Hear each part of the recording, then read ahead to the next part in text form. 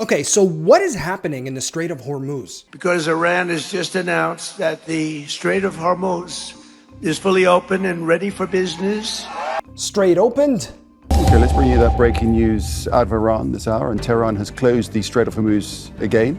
Strait closed. Okay, so it's hard to keep up with what's really happening in the Strait of Hormuz because so much has happened these last hours. If you're confused, well, you're not alone. Let's try to recap. You already know that in response to the US-Israeli war in Iran, Iran has blockaded the Strait of Hormuz, the critical waterway through which 20% of the global oil supply passes through.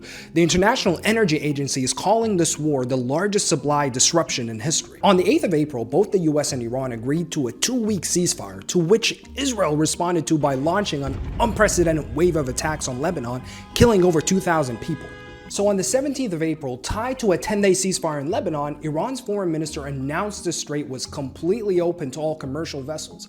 This obviously led to oil prices plummeting, and the next morning on the 18th of April, a convoy of 8 tankers started moving through, reportedly crossing the strait. So then Trump posted on Truth Social that yes, the strait is, quote, completely open and ready for business. But he also said that an American blockade of Iranian ports would continue until a peace deal is reached with Iran. So then in response to that, Iran's parliamentary speaker Mohamed fired back. I know, I told you so much happened in these last hours. So then he fired back on X saying, quote, with the continuation of the blockade, the Strait of Hormuz will not remain open. And separately, in a statement carried by Iranian state media, the IRGC confirmed the strait had returned to its previous state, calling the US blockade an act of, quote, piracy. But the blockade is going to remain.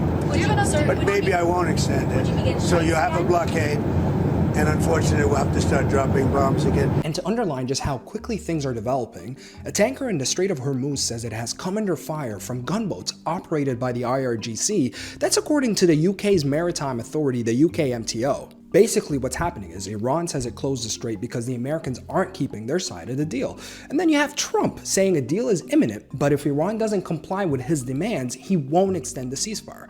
Now, all of this puts any upcoming talks in Pakistan under serious question. And with the ceasefire deadline looming, is the window for a deal narrowing fast? Crucially, the next few days will be telling.